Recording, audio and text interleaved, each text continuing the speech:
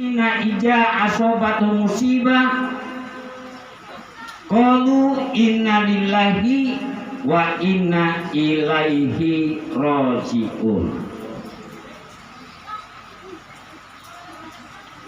Apa pemaknaan daripada ayat ini? Dianjurkan kepada kita apabila kita mendengar seseorang mendapatkan suatu musibah, maka kita suatu sunnatullah, suatu kewajiban yang diperintahkan oleh Allah, mengatakan inna lillahi wa inna ilaihi raji'un. Panjang pembahasan tentang kalimat ini, panjang pembahasan tentang penafsiran kalimat ini. Kita mengkajinya dari sisi syariatnya, kita mengkajinya dari sisi yaitu tarekatnya, dan kita mengkajinya sehingga kita mendapatkan hakikat dan hikmah daripada kalimat ini.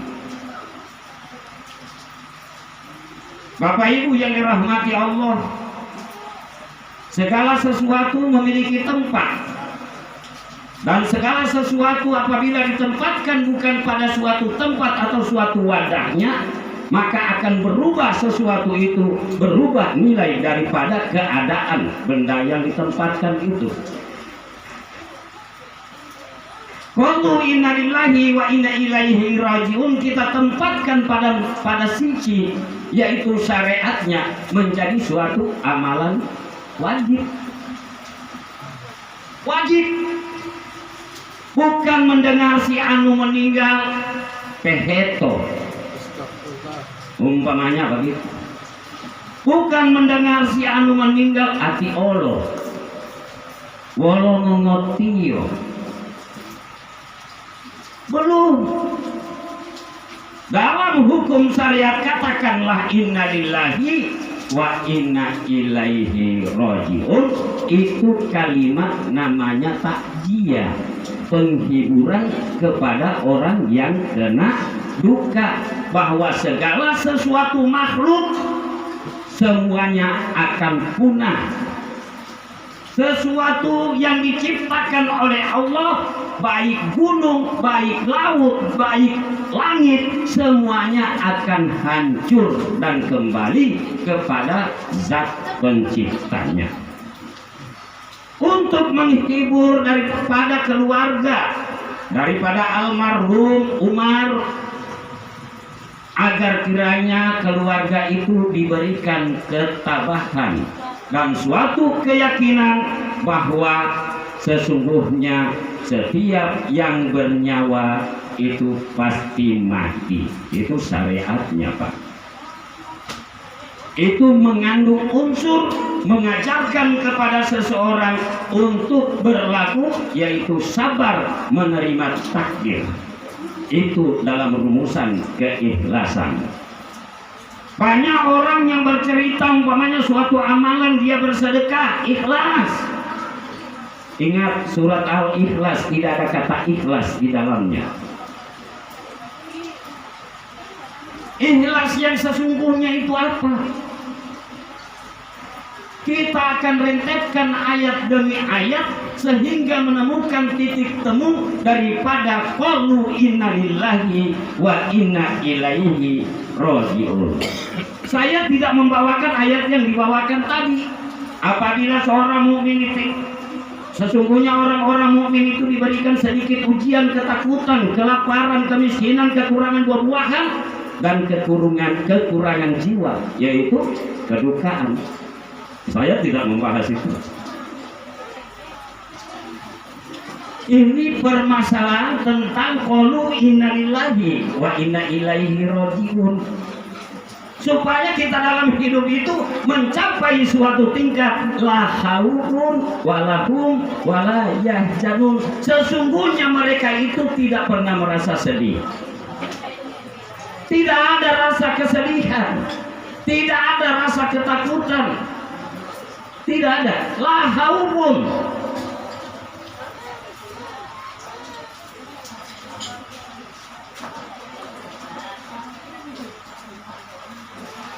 Dan tidak pernah mereka merasa takut.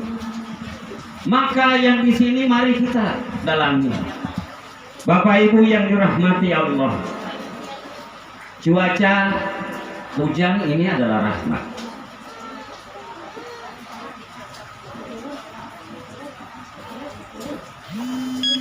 Bapak Ibu yang dirahmati Allah, saya lari dari tema dulu sedikit. Barang siapa yang duduk sejenak menghadiri suatu majelis, maka penuhilah adab majelis. Penuhilah adab majelis. Maka barang siapa yang mendengarkan satu dua patah kata tentang ayat-ayat Allah, niscaya Allah akan mempahalai ia dengan 1000 rakaat orang sholat. Bapak Ibu yang dirahmati Allah, mari kita mulai lagi. Dalam hidup ini untuk menuju suatu ke tempat yang namanya ikhlas paling sulit, Pak. Sekarang Bapak datang di sini dengan niat apa? Sesungguhnya inama amalu biniat. Dengan niat apa?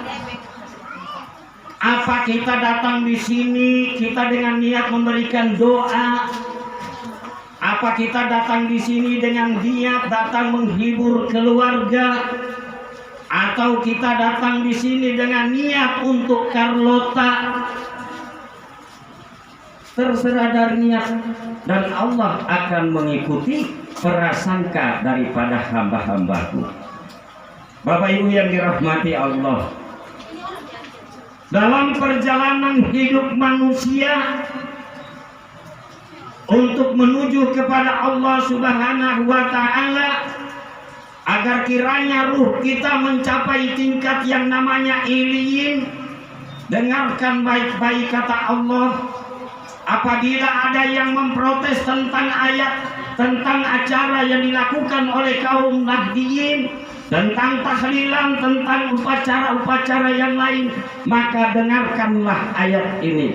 Apabila ada yang mengatakan hal yang mustahil, orang yang hidup dengan orang yang mati tidak bisa ketemu, dengarkan ayat ini. Sesungguhnya ruh-ruh orang mukmin itu ada di dalam genggamanku. Aku tahan ia. Dan sesungguhnya ruh-ruh orang mukmin yang dalam keadaan tidur ada dalam genggamanku pula. Aku tahan ia dan aku lepaskan pada saat yang telah aku tentukan. Maka jelas ruh orang mukmin yang sudah meninggal dan ruh orang mukmin yang dalam keadaan hidup bisa bertemu. Kita kembali pada dasar pembicaraan untuk menuju kalimat qalu inna lillahi wa inna ilaihi rajiun. Diperkhususkan untuk siapa? Yaitu orang yang banyak berbuat amal soleh, orang yang hatinya bersih, orang yang tidak cepat lebih mengutamakan atau mengedepankan nafsu amarah ketimbang nafsu mutmainnah. Jamaah yang dirahmati Allah, qalu inna lillahi wa inna ilaihi rajiun. Tempatkanlah ia pada suatu tempat yang sesuai dengan porsinya. Semisal Bapak Umar ini almarhum, sakitnya berapa lama? 1 tahun. Ada yang berkata semakin ia menahan rasa sakitnya, dalam hati sesungguhnya rasa sakit itu dapat menghapuskan dosa. Dapat menghapuskan dosa. Sekian lama maka Allah akan menghapuskan dosanya.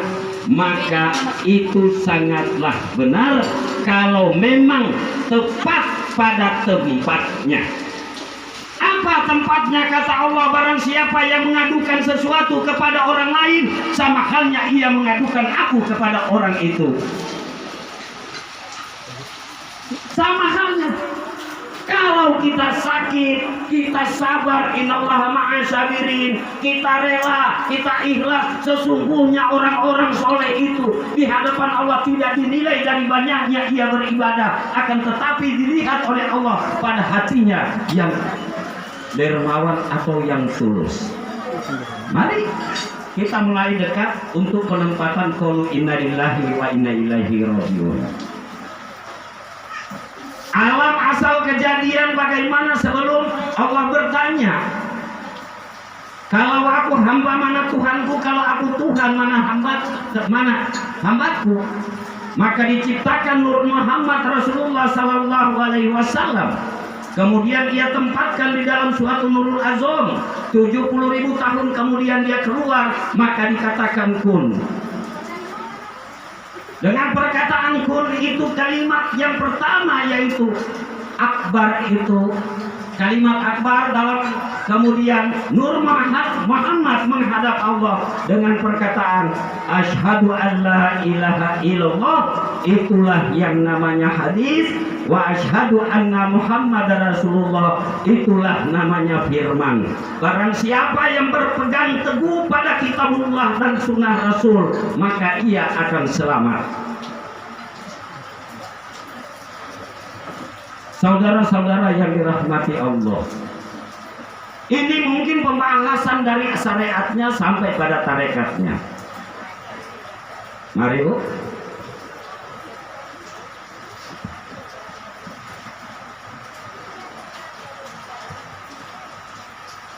Dalam ucapan qaulu inna lillahi wa inna ilaihi raji'un, tempatnya bagaimana? Setelah Allah menciptakan Nur Muhammad, kemudian ia bersyahadat, maka yang dikatakan dari Allah kembali kepada Allah, yaitu ruhku.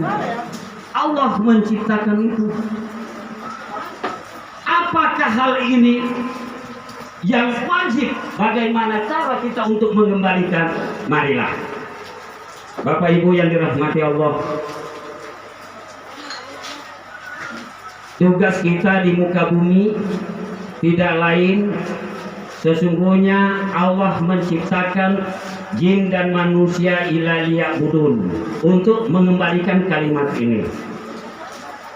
Ibadah yang diterangkan oleh Allah bukan masalah rukun Islam saja, yaitu syahadat, sholat 5 waktu, puasa, zakat, naik haji, itu persyaratan.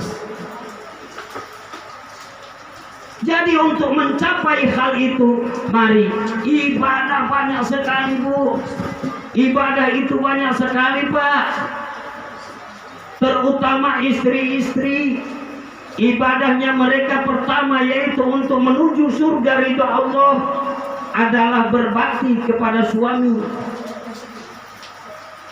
Sami'na wa ata'na kepada suami, saya dengar dan saya taat. Rasulullah Sallallahu Alaihi Wasallam sampai mengangkat sumpahnya, demi Allah yang nyawaku ada dalam genggamannya, apabila istri daripada umatku meninggal dunia, suaminya tidak ridho, maka neraka jahanam tempatnya.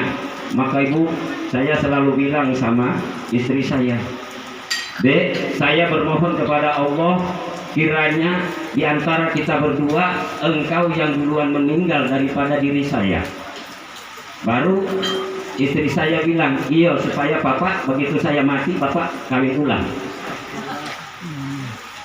Maksud saya, apabila istri saya meninggal, dia berada dalam pangkuan saya, berada dalam keridaan saya untuk mengantarkan dia pada ridho Allah. Banyak ibu-ibu tidak suka dengan kalimat ini, yaitu istri harus taat pada suami. Banyak. Tapi jangan takut Bu, suami yang bagaimana mungkin ditanya oleh ibu-ibu. Suami yang bagaimana? Sekafir apa ia, taatilah ia apabila ia mengajak kamu kepada kebaikan, maka tinggalkanlah ia apabila ia mengajak kamu pada keburukan. Jadi berbuatlah amal baik, itu ibadah terbesar. Ditanya pada saya, Ustaz, ibadah selain sholat, ibadah yang mendapatkan yaitu pahala sakit apa? Untuk suami. Barang siapa seorang suami gugur di dalam mencarikan nafkah untuk istri dan anak, maka dia syahid, pahalanya sakit. Maka ibadah ini kita perbanyak. Allah tidak melihat dari jenis yang mana, tapi mencarikan nafkah untuk istri dan anak dengan bentuk yaitu ikhlas. Semuanya pada ikhlas, agar kita mampu menempatkan kedudukan, agar kita dipanggil oleh Allah, dan wajib orang itu mengatakan inna lillahi wa inna ilaihi raji'un. Ingat, sesungguhnya roh-roh orang mukmin itu ditahan oleh Allah, ditempatkan di Iliyin, bukan kembali kepada Allah. Roh-roh orang kafir diambil oleh Allah, ditempatkan di mana? Di Sijin, neraka Sijin. Bapak Ibu yang dirahmati Allah, sebetulnya TV saya untuk ceramah, maaf banyak Pak Bu, tidak tepat kalau kita ceramah pada habis asar. Semua di mana saya ceramah makan waktu 3 jam. Makan waktu 3 jam. Kalau acara yang pendek, durasinya pendek, untuk menjelaskan secara detailnya. Karena saya bukan seorang ustadz yang hitung envelope. Saya bukan seorang ustadz yang ukur-ukur tebal-tebalnya envelope. Karena saya memegang suatu hadis, saya memegang suatu nasihat Nabi, saya memegang sesuatu dalil atau hukum yang mana mengharamkan menerima bayaran di dalam menyampaikan ceramah.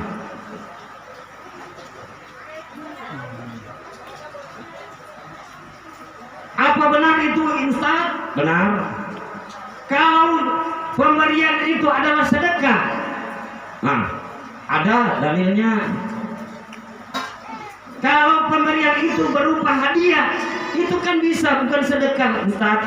Ada dalilnya. Mana, Ustaz? Oke. Barang siapa yang belajar agama, kemudian ajaran itu diajarkan kepada orang lain, dan dia menerima upah daripada ceramahnya atau ajaran itu,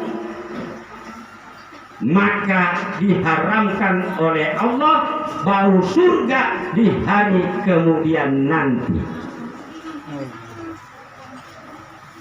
Kalau itu hadiah boleh kan, Ustaz? Tidak boleh. Sahabat Rasulullah Sallallahu Alaihi Wasallam datang mengeluh kepada Rasulullah atau mengatakan, ya Rasulullah, kemarin aku menyampaikan 1-2 kata tentang ayat-ayat Al-Quran sebagaimana yang aku dengar dari dirimu. Kemudian sekelompok pemuda itu merasa senang dan memberikan hadiah kepadaku, busur anak panah. Apakah aku boleh menerimanya ya Rasulullah? Dengan enteng Rasulullah berkata, kalau engkau senang dipakaikan kalung dari api neraka, terimalah. Nah, barang siapa yang menerima hadiah daripada hal ini, maka Rasulullah bilang, kalau engkau senang dipakaikan kalung dari api neraka, terima. Bagaimana lagi dengan hukum yang lain? Ta'awwadzu billahi min zubil hazan. Berlindunglah kalian dari zubil hazan atau lembah kesedihan. Wa ma min zubil hazan. Rasulullah berkata apa? Sahabat berkata, apakah zubil hazan? Rasulullah menjelaskan, sesungguhnya neraka jahanam berlindung kepada Allah setiap hari itu 70 kali dari zubil hazan itu. Diperkhususkan untuk siapa ya Rasulullah? Jubil Hajan tempatnya di mana? Sesungguhnya Jubil Hajan itu berada di dalam neraka jahanam. Untuk siapa? Al ulama minal qori, yaitu para ulama dan pembaca Al-Quran. Ulama yang bagaimana? Yaitu ulama yang menjual ayat-ayat Allah dengan harga yang murah.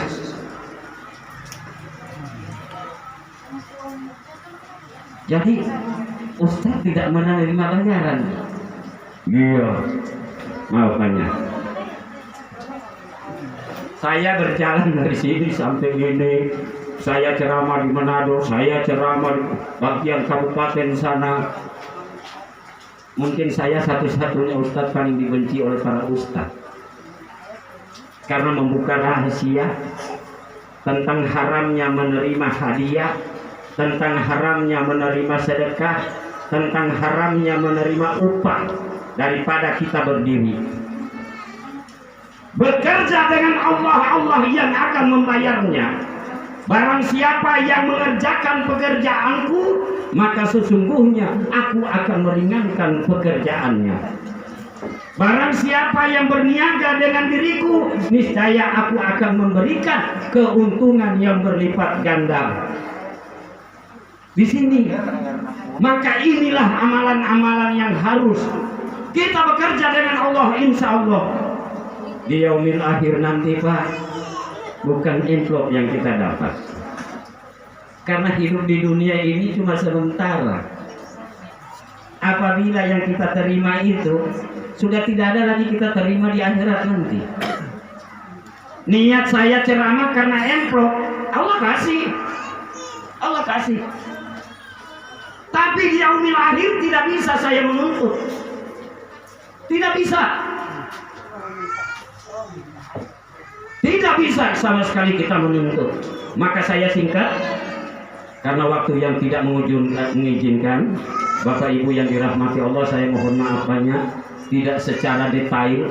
Maka nasihat saya yang terakhir, banyak-banyaklah kita bersalawat kepada Rasulullah Sallallahu Alaihi Wasallam.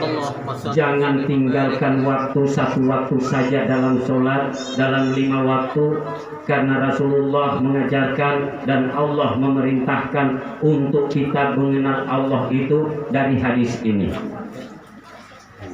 Sesungguhnya barang siapa yang mengenal akan aku, kata Allah, dia tidak pernah akan menyia-nyiakan aku. Aku bersumpah atas nama diriku, demi waktu sesungguhnya manusia itu sangat merugi. Zikir tidak bisa kita bermakrifatullah. Zikir hanya mampu untuk membersihkan hati. Tapi kalau kita untuk mengenal Allah, hanya tidak ada jalan lain, yaitu sholat. Karena as-sholatu mi'rajul mu'minin, tidak ada az-zikri mi'rajul mu'minin. Maka jagalah sholat, rajin banyak bersalawat, agar qulu inna lillahi masuk pada dalam diri kita. Semoga Bapak Ibu yang dirahmati Allah, yang diridhoi oleh Allah, mendapatkan suatu hasanah atau kebaikan dalam menghadiri acara takziah ini. Amin.